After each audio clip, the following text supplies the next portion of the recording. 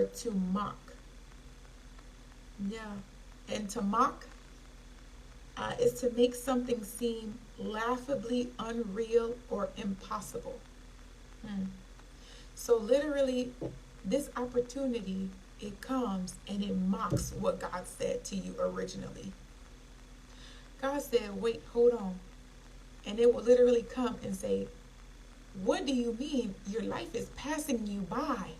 These opportunities are passing you by. What are you talking about? And it'll come and mock what God said. Like, God said that this is what he had for you. And it'll come with the picture of completely contrary. And this picture that whatever you see in the natural, whatever you hear in your mind, whatever somebody is telling you, whatever you are telling yourself, it literally will be a mockery. It will be mocking the word that God originally gave you. And it's going to make it seem laughable. It's going to make it seem ridiculous. It's going to make it seem impossible. Impossible. How can you start that business now? How can you have that type of career now? You messed up in this way. You did this. How? It's no way. You don't come from this type of family. You don't come from this type of background. How? And it literally will come and mock you and try and get you to come up off of what God said. This is what you've been through. This is the type of skin you have. This is the type of voice tone that you have. This is the type of background that you come from. This is what everybody in your family has dealt with. This is what everybody around you deals with. Who are you to think that you would be different? I don't care what God said to you. Who are you to think that you would be different? It's going to come and mock you and try and make you believe that what God said is laughable, it is impossible, and that it cannot be done. So you might as well let go of it right now. You might as well give up right now. You might as well lay down and die right here. But I want to tell you right now that if those voices have ever and do and are right now rising up, have risen up to speak against you, to speak against what God has said about your life, right now, I just want you to condemn those tongues in Jesus' name, because it's a judgment against what God has said about you. And as your inheritance in the saints, it is your right to be able to shut them up, to silence those words, to silence that condemnation, to silence that mockery. And say, I don't care what it looks like. I don't care what it feels like. I don't care what the world is offering me. I don't care what other options are out there. I do not care how it crumbled to pieces.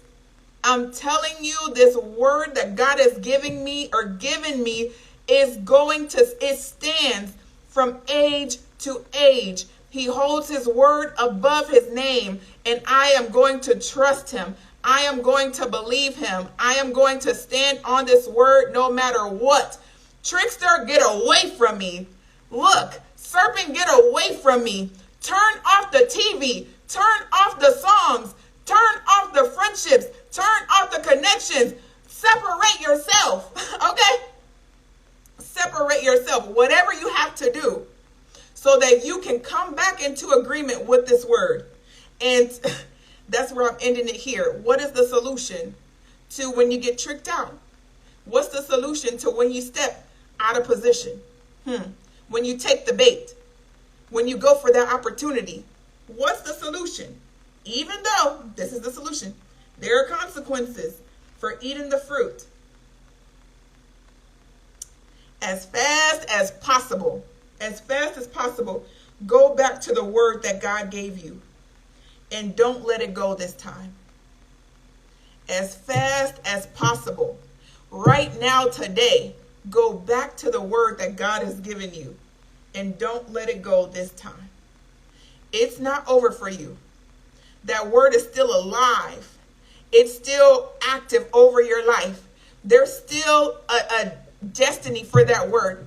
There is still an expected end for that word. And God is still expecting for his word to come back to him.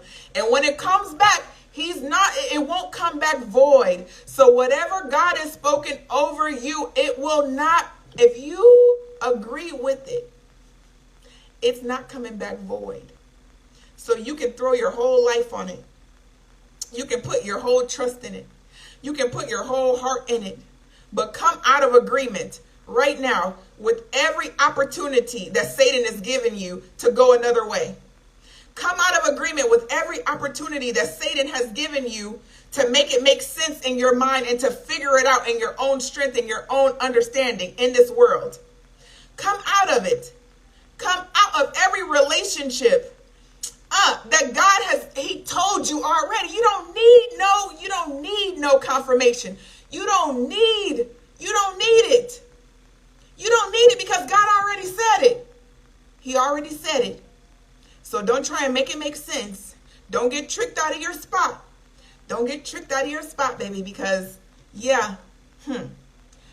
because God had already prepared an expected end for you. And that thing is trying to separate you from it. That word, that opportunity, is trying to separate you from it. It looks real good. It looks real shiny.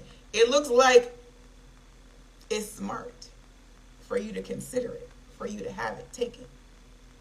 But that thing is about to send you into an experience that God never wanted you to touch. He didn't want you to have no parts of it. And you're going to come out wiser. You're going to come out stronger. Hopefully, if you come out, because some things you may not have even an opportunity to come out of. But you're going to come out with some more earthly wisdom, some understanding, some discernment, and a perception. You're going to come out with a viewpoint that cost you some pain. It cost you some time. It cost you some years. It cost you it's going to cost you. It's going to cost you. And I know this. I know this from experience. I know this. I didn't pick this fruit. I didn't pick this one. Yeah. And I know this from experience. Okay. So I ain't saying this as a judgment. I ain't saying this as a way to lift myself up, please. No, honey. No. It's because literally you don't have to go through it.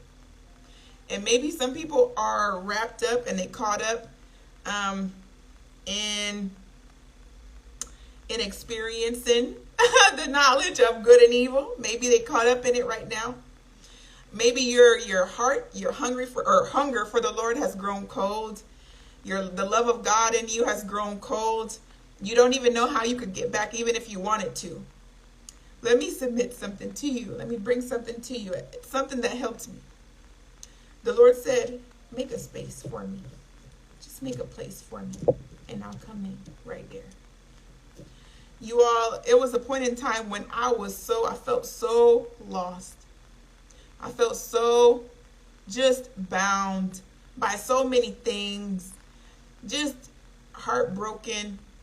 And I was wrapped up in a life of sin. And I'm going to tell you, I did not want to stop. I did not want to quit in my flesh. I did not want to. But I knew that I wanted God. But I just felt like I was so far from him. Where do you even start? Where do you even start from this point? As a born again believer, where do you even go from this point? And I seen myself in a house. And this house was a hot mess. It was stuff everywhere. It was clothes piled up. It was trash. It was just stuff everywhere. And Jesus was coming to my house. And he came in and it was like, he wasn't embarrassed. I wasn't embarrassed. it was just like I seen myself in this vision push over some stuff and like make a space for him. And he sat down in this space. And when he sat down in this space, guys, literally light came from him and it burst out of him. And when it bursted out of him, all of the junk bursted out of my house. It bursted away from me. It was gone. And literally he said, just make a space for me and I will come in and I will sit with you. He was not worried about what it looked like. He was not worried about what nobody else had to say. He said, make a space. So you all make a space for God today. Make a space in your heart for him. Maybe you are far away. Maybe you feel far away. Maybe you don't have no desire to get back to God right now. But make a space. And this is what making a space will look like. Every day, just taking a chapter and reading it. Just saying, Lord, I'm gonna just do this. I'm gonna just take a chapter a day. I'm gonna just commit to that. Or if it's, I'm gonna go to church every week and I'm not gonna miss, I'm gonna commit to that. Or it's, look, every day I'm going to turn everything off and I'm going to listen to a worship song. Make a space. Make a space, a commitment, make a space, a time to meet with God. And I'm telling you, from that space, God will meet you right there. God will show up right there. And what you could not do on your own, where you felt like it was impossible, where you felt like you had to make this mess comfortable, God will come in and burst through it. His light literally will burst through. And he's going to set you where you were supposed to be. So you all, that is all I have for you today. God bless you. I love you dearly.